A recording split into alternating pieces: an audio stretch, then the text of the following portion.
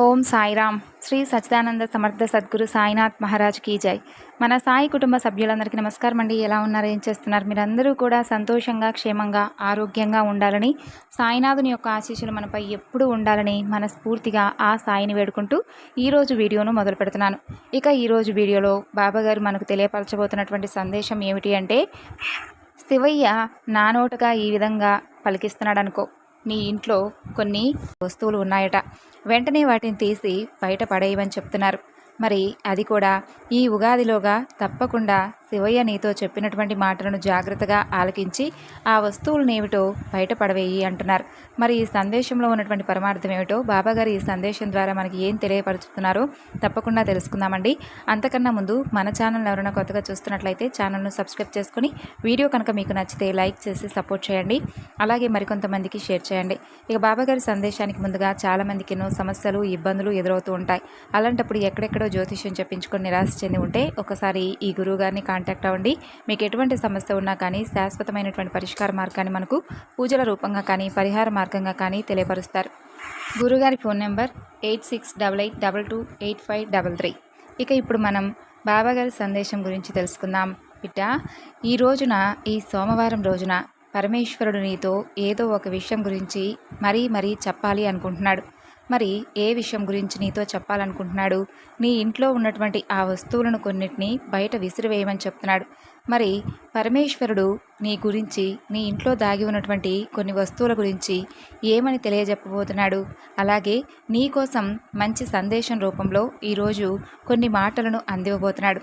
తప్పకుండా నీవు ఏమాత్రం కూడా తీసి పడవేయకుండా ఈ మాటలను జాగ్రత్తగా ఆలకించి నీవు నీ మనసును నీకు ప్రశాంతంగా ఉంచుకునే విధంగా చేసుకో. మరి తప్పకుండా ఇప్పుడు నేను చెప్పే మాటల్లో ఉన్నటువంటి ఆంతర్యం ఏమిటో తెలుసుకునేందుకు సిద్ధంగా ఉండు.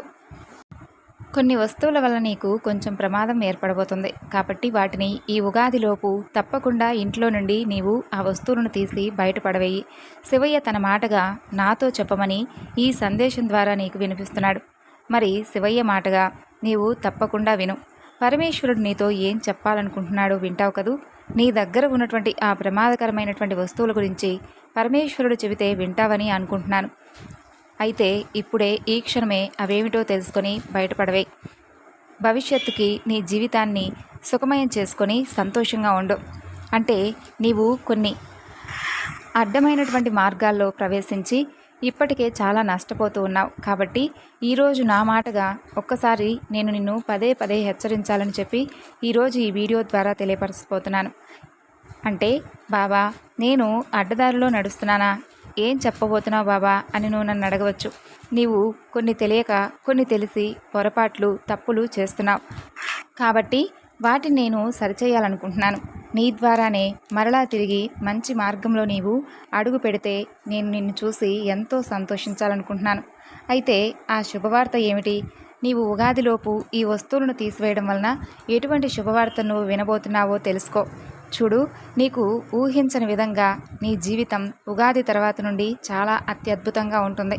మీ కుటుంబంలో ఎప్పటి నుండో కానీ ధనం లేక, ధనానికి సంబంధించినటువంటి ఎవరి దగ్గరైనా అప్పులు చేసి చెయ్యి చాపే విధంగా నీకు కొన్ని సమస్యలు ఈ మధ్య కాలంలో ఎదురైనప్పటికీ రేపటి రోజున, అంటే ఉగాది తర్వాత రోజు నుండి ఆ సమస్య అంతా కూడా నీ నుండి పూర్తిగా తొలగించబోతున్నాను. ధనానికి సంబంధించినటువంటి విషయాలైతే నీ చేతి నిండా కూడా ధనం వచ్చేటటువంటి సూచనలు చాలా అంటే చాలా ఎక్కువగా కనిపిస్తూ ఉన్నాయి. కాబట్టి నీకున్నటువంటి ధన సమస్యలన్నీ కూడా, బాధలు ఏవైతే ఉన్నాయో ఆ సమస్యలన్నీ కూడా పూర్తిగా తొలగిపోతాయని చెప్పుకోవచ్చు. ఇక అలాగే ప్రతి ఒక్కరూ కూడా మీ జాగ్రత్తలు అయితే మీరు తీసుకోవాలి. అందరినీ నమ్మేసి మోసపోతూ ఉండవద్దు. ఈ సంవత్సరంలోనైనా కాస్త జాగ్రత్తగా ఉండండి. ప్రతి ఒక్కరిని కూడా దగ్గరకు తీసి వారిని అన్ని విధాలుగా చేరదీసి వారికి అన్ని రహస్యాలు మీ గురించి చెప్పి తర్వాత అన్నీ పోగొట్టుకున్న తర్వాత అయ్యో ఈ విధంగా చేశామని చెప్పి బాధపడకండి. అందరూ మనవారే అని చెప్పి నమ్మేసి ఏదైనా కానీ నమ్మే ముందు 1-2 సార్లు ఆలోచించుకొని సహాయం చేస్తున్నామంటే వారికి ఎంతవరకు అది అవసరమా కాదా, లేదంటే నిజంగా మన దగ్గర వారు ఏదైనా అవసరం కోసం వచ్చారా, ఇలాంటివన్నీ కూడా తెలుసుకొని జాగ్రత్తగా వారికి మీ విషయాలు ఏమీ కూడా చెప్పకుండా కొంచెం ముందు జాగ్రత్తగా ఉండండి. అలాగే మీరు కొన్ని మంచి పనులు కూడా ఈ సంవత్సరంలో చేపట్టాలనుకుంటున్నాను. అయితే మీ యొక్క ప్రతికూలమైనటువంటి సమయాలలో మీరు అనుకూలంగా మార్చుకోవడానికి ప్రతిరోజు కూడా ఇంట్లో ఉదయం సాయంత్రం దీపారాధన చేసుకుంటూ ఉండండి. ప్రతినిత్యం కూడా మీకు ప్రతికూలమైనటువంటి సమయాన్ని అనుకూలంగా మార్చుకోవడానికి మీ ఇష్టదైవారాధన చేసుకోండి. మీ మనసుకు కూడా ప్రశాంతంగా ఉంటుంది. ఇక ఉగాదిలోపు నీవు నీ ఇంట్లో ఉన్నటువంటి కొన్ని వస్తువులను తీసి బయటపడవేయాలని చెప్పాను కదా. ఆ వస్తువులు ఏమిటి అంటే, అనవసరమైనటువంటి వస్తువులు కొన్ని ఉంటాయి. వాటి వలన ఇల్లంతా కూడా నెగిటివ్ ఎనర్జీతో నిండిపోతుంది. అవేమిటి అంటే, ఇరిగిపోయినటువంటి కొన్ని వస్తువులు, అలాగే పగిలిపోయినటువంటి కొన్ని అద్దాలు, ఇలాంటివి ఏదైనా కానీ ఇంట్లో అనవసరమైనటువంటి ఎటువంటి వస్తువులు ఉన్నా సరే ఉగాదిలోపు వాటన్నిటినీ కూడా బయటపడవేయండి. తర్వాత సంవత్సరంలో అంటే కొత్త సంవత్సరం నుండి మీరు మీ యొక్క జీవితంలో ఇప్పటి వరకు చేసినటువంటి తప్పులన్నింటినీ కూడా ఒక పేజీలో రాసుకోండి.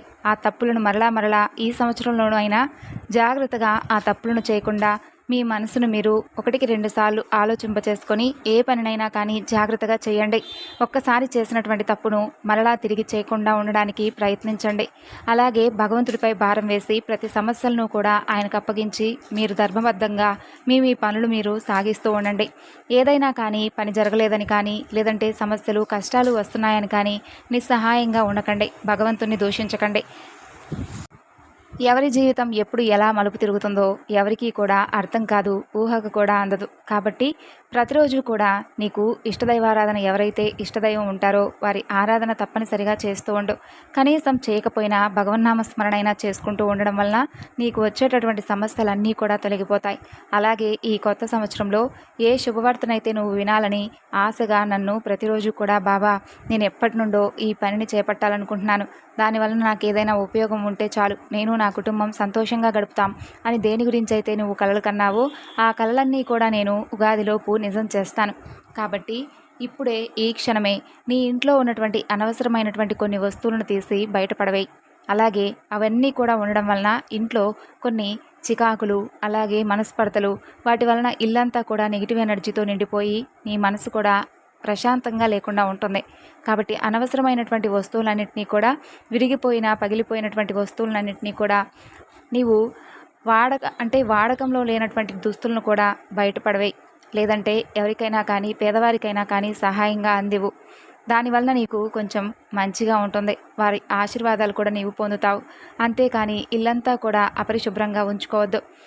ఎప్పటికప్పుడు ఇల్లంతా కూడా శుభ్రపరచుకొని ఇంట్లో దీపం పెట్టుకుంటూ ఉండడం వలన ఇంట్లోనే పాజిటివ్ ఎనర్జీ ఏర్పడి నీ మనసుకు కూడా ప్రశాంతంగా ఉంటుందమ్మా.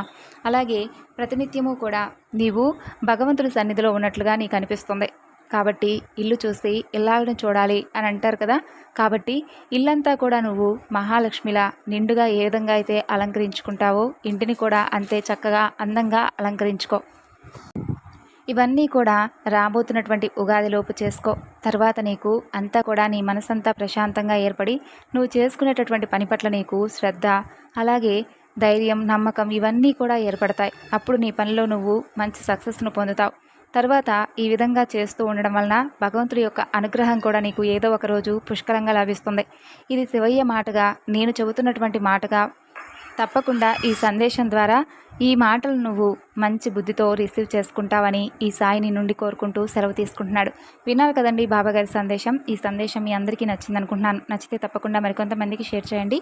మరొక చక్కని బాబాగారి సందేశంతో మరలా కలుసుకుందాం. అంతవరకు నమస్కారం. ఓం సాయిరామ్. సర్వేజన సుఖినో భవంతు.